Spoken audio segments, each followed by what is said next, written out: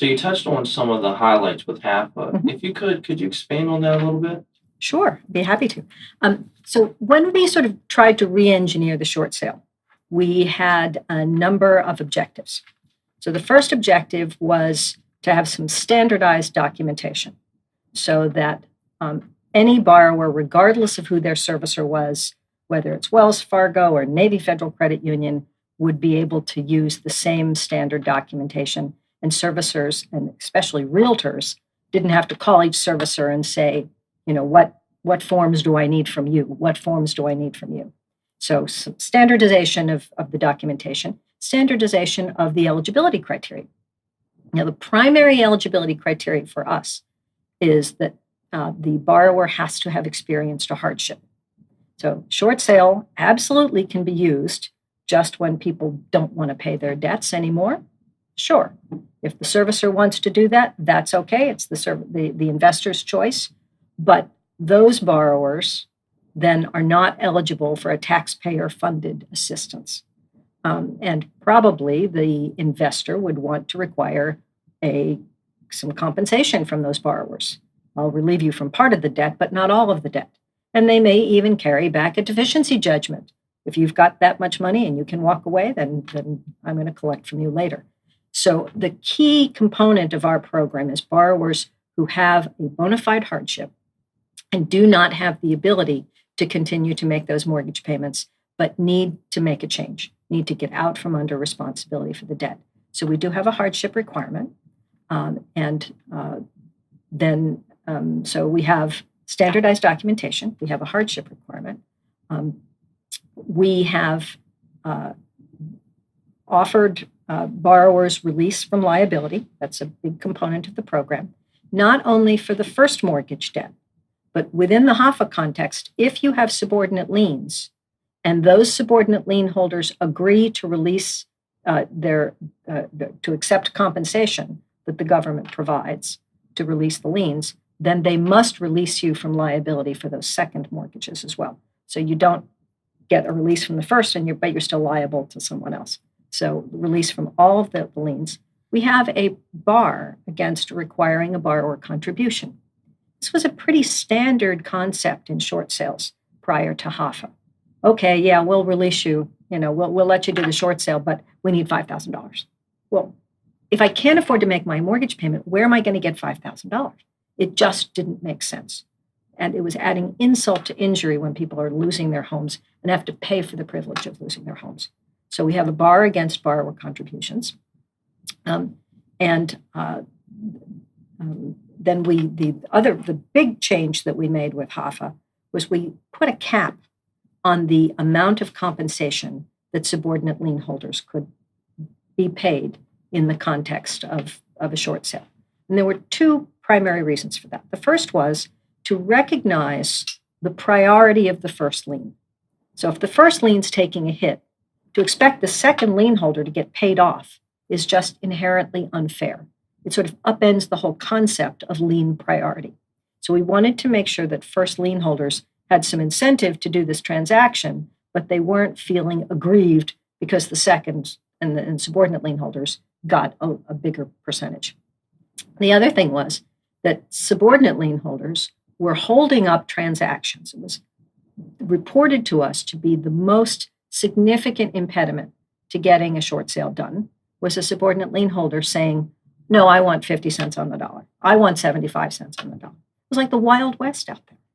It was whatever they could get. It was every man for himself. And so we did quite a bit of analysis in the secondary market, and we looked at the cost to purchase pools of subordinate liens and delinquent subordinate liens specifically, and found out that they were trading at about 3 cents on the dollar. If you were going to go sell your junk paper, you were going to get about 3 cents on the dollar. So we said, fine, we'll double that.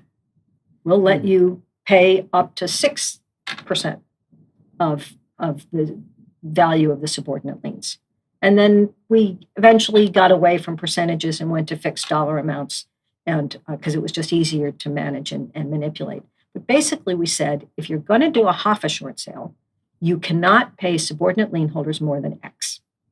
Well, we knew going in that it was going to be a hard sell, that subordinate lien holders weren't all going to agree. We don't have contracts with them. We can't make them participate. And they're all over the board. It's not just, Wells Fargo carrying back a second mortgage. There are homeowners associations and all kinds of other subordinate types of liens. And so at first, we had a lot of transactions that could not be completed as HAFA transactions, simply because the subordinate lien holders wouldn't come to the table. But over time, folks realized that their alternative was, if we don't do the HAFA, we're going to foreclosure, and you get nothing. So let me think, 0 or 6,000? I'll go for the 6. So we have found that there are fewer and fewer now transactions that are being held up because subordinate lien holders won't come to the table. And that one change of absolutely putting a hard dollar cap and saying, no more. If you want to do this deal, that's what you get, has made a huge impact in the speed of negotiating. There's really no negotiating left, quite honestly, of the subordinate liens and the speed of moving those transactions. So those were sort of the combination of things: release of liability, not requiring an upfront incentive, not requiring a contribution, the putting caps on subordinate lien holders, standardized documentation. And then there was another important one.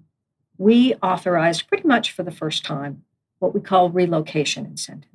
So a borrower who has to move can earn up to $3,000 or can be paid up to $3,000 to help them with their transition. Now, is that a huge amount of money? No.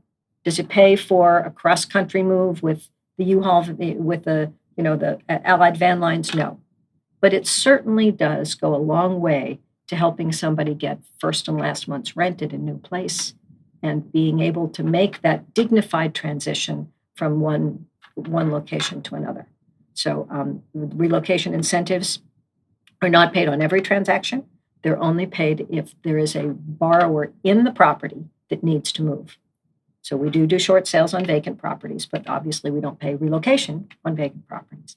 So those are the things. And then we did one other thing that I just want to point out. And again, pretty much for the first time in the short sale context, we pushed servicers to do pre-approvals of short sales. So in 99% of every short sale transaction, the borrower already had a purchaser in hand and a signed purchase contract subject to approval by the servicer. And they take this signed purchase contract, and they've got some people waiting to find out if they bought a house and waiting to know if they can put their kids in the car and start driving across country. These people want an answer. These buyers are anxious to move.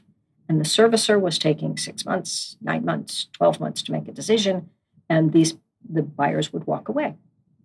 And servicer said, well, we have to get a value, and we have to do this, and we have to look at subordinate liens. And they had all of these reasons why they couldn't make decisions.